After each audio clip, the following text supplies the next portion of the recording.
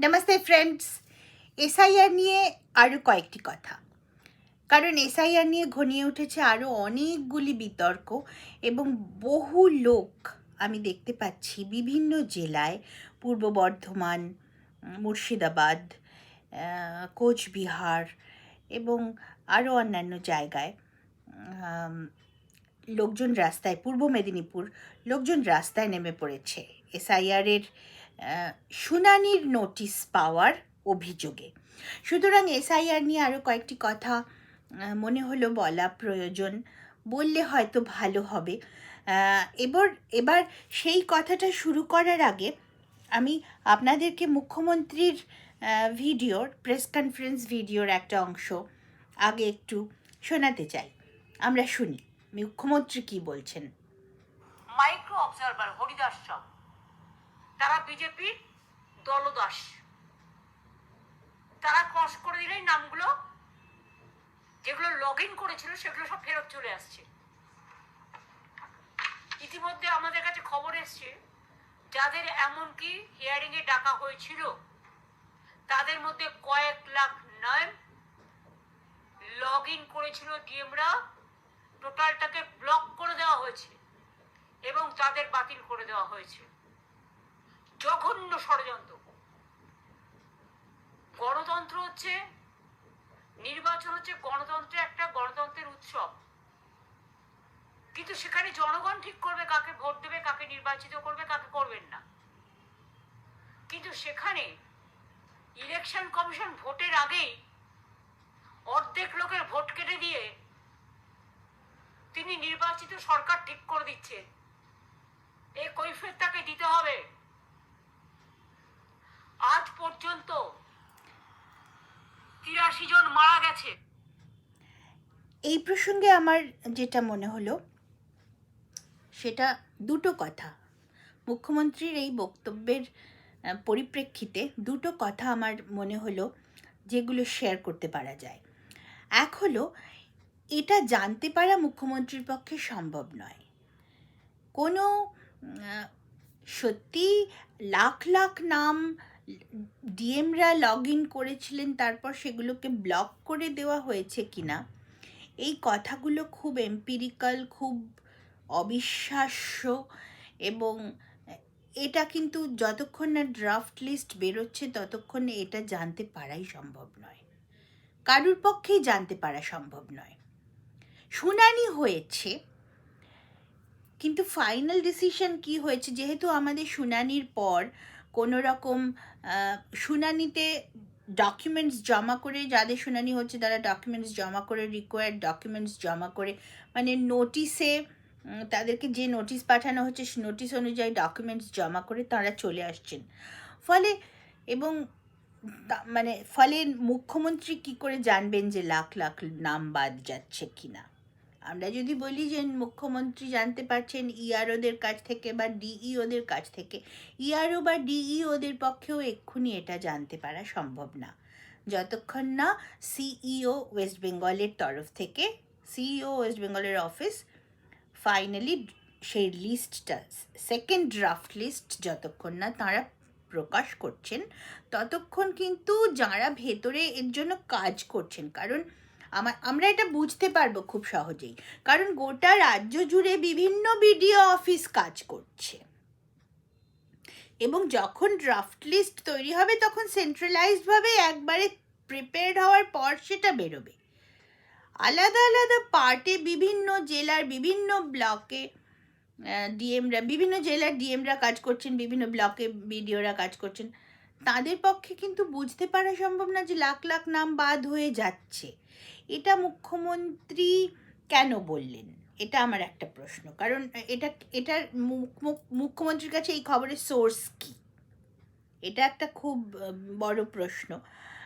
এবং এটার পরেই আমরা যখন দেখছি যে লোকজন রাস্তায় নেমে গিয়েছেন, বিশেষ করে সংখ্যালঘু সম্প্রদায়ের মানুষজন, সমস্ত জায়গাতেই কিন্তু যারা রাস্তায় নেমেছেন তারা মূলত আমি বলছি না সকলেই, কিন্তু মূলত তারা সংখ্যালঘু সম্প্রদায়ের মানুষজন, অনেক জায়গায় অভিযোগটাও এটাই উঠছে যে সংখ্যালঘু সম্প্রদায়ের মানুষজনকেই বারবার করে হিয়ারিংয়ের নোটিশ পাঠানো হচ্ছে, যেখানে হিন্দু হলে তাদেরকে পাঠানো হচ্ছে না। অভিযোগটাও উঠছে সেই রকম। এটা খুব বিপজ্জনক অভিযোগ, এবং এটা মুখ্যমন্ত্রীর এই প্রেস কনফারেন্সের পর থেকে এই ট্রেন্ডটা আমরা দেখতে পাচ্ছি। সুতরাং এটা একটুখানি বিপজ্জনক তো বটেই, কারণ মুখ্যমন্ত্রী যেটা বলছেন সেটা ওনার পক্ষে কেন, ওনার যারা উনি বলছেন মাইক্রো অবজারভাররা দলদাস, কিন্তু ক্ষমা করবেন একটু হাসি পাচ্ছে বলে, কিন্তু ওনার যারা দলদাস আছেন অ্যাডমিনিস্ট্রেশনে, তাদের পক্ষেও জানা সম্ভব না এক্ষুনি যে লাখ লাখ নাম বাদ পড়ছে কিনা। সুতরাং এটা একটা ধোঁয়াশা তৈরি হয়ে যাচ্ছে এখানে, এবং সেই ধোঁয়াশা তৈরি উনি করলেন বলেই লোকেরা রাস্তায় নামলো কিনা সেটাও আমরা বুঝতে পারবো না। আনডিজায়ারেবল, তাই না? ল অ্যান্ড অর্ডার সিচুয়েশন রাস্তায় তৈরি হয়ে যাবে, এটা তো ডিজায়ারেবল নয়। সুতরাং এইখানটাতে একটা ঘটনা রয়েছে। আর একটা বিষয়, এই বিষয়ে যেটা বলতে হবে সেটা হলো পশ্চিমবঙ্গের মুখ্যমন্ত্রী যে বক্তব্যটা রাখলেন, যে সেটার সঙ্গে কিন্তু সিপিএমের মোহাম্মদ সেলিমের বক্তব্যের একটা অসম্ভব মিল। আপনারা আরেকবার একটু শুনুন পশ্চিমবঙ্গের মুখ্যমন্ত্রীর বক্তব্য, এই পোর্শনটা। গণতন্ত্রের উৎসব, কিন্তু সেখানে জনগণ ঠিক করবে কাকে ভোট দেবে, কাকে নির্বাচিত করবে, কাকে করবেন না। কিন্তু সেখানে ইলেকশন কমিশন ভোটের আগেই অর্ধেক লোকের ভোট কেটে দিয়ে তিনি নির্বাচিত সরকার ঠিক করে দিচ্ছেন। এই কৈফিয়ত তাকে দিতে হবে। এবার আমরা আমি দেখাই সিপিআইএম ওয়েস্ট বেঙ্গলের পেজ থেকে, সিপিআইএম ওয়েস্ট বেঙ্গলের পেজে মোহাম্মদ সেলিমের বক্তব্য। রোহিঙ্গা বাংলাদেশি প্রচার কোনো কাজে আসেনি, এখন নির্বাচন কমিশনকে দিয়ে নির্বাচনের ফলাফলকে প্রভাবিত করার চেষ্টা করা হচ্ছে ভোটার তালিকার মধ্যে দিয়েই। দুটো কথা একেবারে আইডেন্টিক্যাল, প্রায় আইডেন্টিক্যাল, আমি একদম কারেক্ট থাকতে চাইছি, প্রায় আইডেন্টিক্যাল। দুটো কথার ম্যাটারটা আইডেন্টিক্যাল, ভাষাটা প্রায় আইডেন্টিক্যাল। বক্তব্যের বিষয়বস্তু আইডেন্টিক্যাল, ভাষাটা প্রায় আইডেন্টিক্যাল। একবার পড়ি। এখন রোহিঙ্গা বাংলাদেশি প্রচার কোনো কাজে আসেনি, এখন নির্বাচন কমিশনকে দিয়ে নির্বাচনের ফলাফলকে প্রভাবিত করার চেষ্টা করা হচ্ছে ভোটার তালিকার মধ্যে দিয়েই। এটা বলেছেন মোহাম্মদ সেলিম সিপিএমের। আরেকবার আমরা শুনে নিই মুখ্যমন্ত্রী কি বলেছেন। তাদের মধ্যে কয়েক লাখ নাম লগ ইন করেছিল ডিএমরা, টোটালটাকে ব্লক করে দেওয়া হয়েছে এবং তাদের বাতিল করে দেওয়া হয়েছে। জঘন্য ষড়যন্ত্র। গণতন্ত্র হচ্ছে, নির্বাচন হচ্ছে গণতন্ত্রের উৎসব, কিন্তু সেখানে জনগণ ঠিক করবে কাকে ভোট দেবে, কাকে নির্বাচিত করবে, কাকে করবেন না। কিন্তু সেখানে ইলেকশন কমিশন ভোটের আগেই অর্ধেক লোকের ভোট কেটে দিয়ে তিনি নির্বাচিত সরকার ঠিক করে দিচ্ছেন। এই কৈফিয়ত তাকে দিতে হবে। অর্থাৎ দুটো দল, তৃণমূল এবং সিপিএম, এক ভাষায় কথা বলছে, অথচ দুটো দল হিসেবে এক্সিস্ট করছে। সামনের ভোটটা পশ্চিমবঙ্গের, আমার মনে হয় একজন সচেতন নাগরিক হিসেবে আমার এটাই মনে হয় যে সামনের ভোটটাকে খুব কনসিয়াসলি মানুষকে দিতে হবে। এমনকি যারা মনে মনে সিপিএমকে সমর্থন করতেই পারেন, এটা গণতন্ত্র। সুতরাং মানুষ তো তার পছন্দের দল তো থাকতেই পারে, থাকাটাই স্বাভাবিক।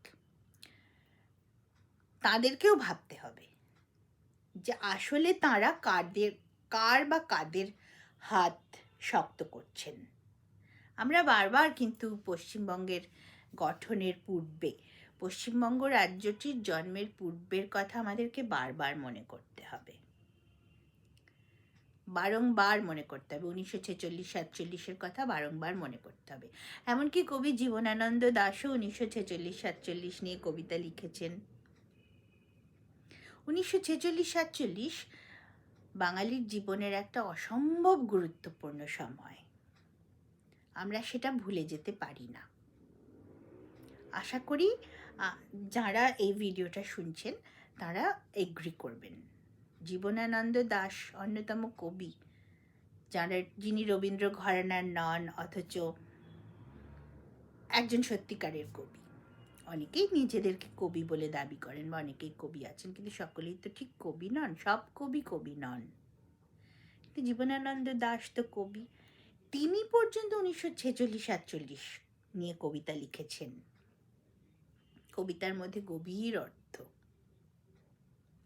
1946-47 বাঙালির জীবনের ভীষণ ইম্পর্ট্যান্ট একটা সময়, সেটা আমরা ভুলে যেতে পারি না। সেই সময়েও কিন্তু কমিউনিস্ট পার্টি কিন্তু প্রথমে তারা পাকিস্তান চেয়েছিলেন, কিন্তু যখন পশ্চিমবঙ্গ বা বঙ্গের বিভাজন করে হিন্দু অধ্যুষিত পশ্চিমবঙ্গের ভারতবর্ষের সঙ্গেই রিটেইনড থাকবার সিদ্ধান্ত হলো, তখন যারা পাকিস্তান চেয়েছিলেন তারাই কিন্তু পশ্চিমবঙ্গ সৃষ্টির পক্ষে ভোট দিয়েছিলেন।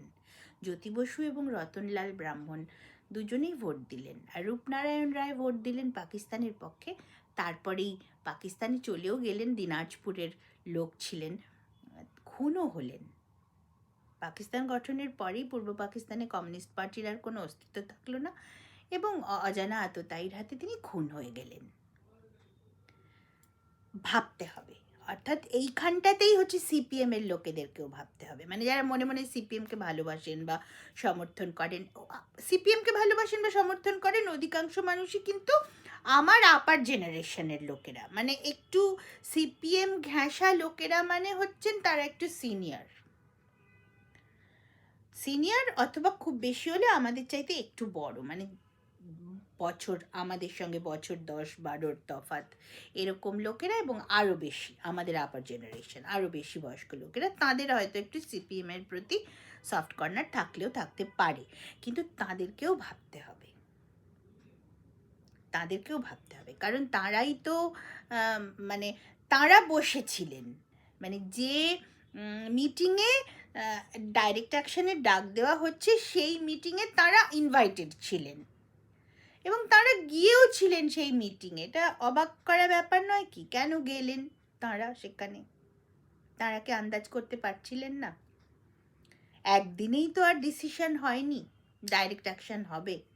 ডাইরেক্ট অ্যাকশন মানে যে খুন খারাপি সেটা তো সবাই জানে।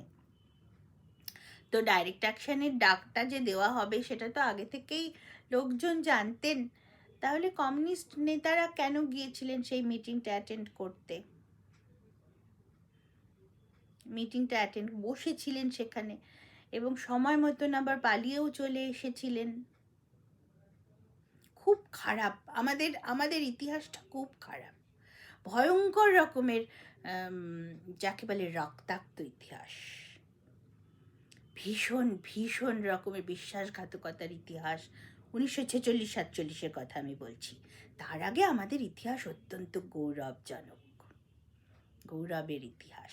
আমি সেই গৌরবের অংশটার কথা এই প্রসঙ্গে বলছি না। আমি যখনই দেখতে পাচ্ছি যে মুখ্যমন্ত্রীর কথা আর মোহাম্মদ সেলিমের কথা একদম মিলে যাচ্ছে, তখন আমার মনে হলো যে এই ভিডিওটাতে আপনাদের সঙ্গে সেটা শেয়ার করা দরকার। ধন্যবাদ, নমস্কার।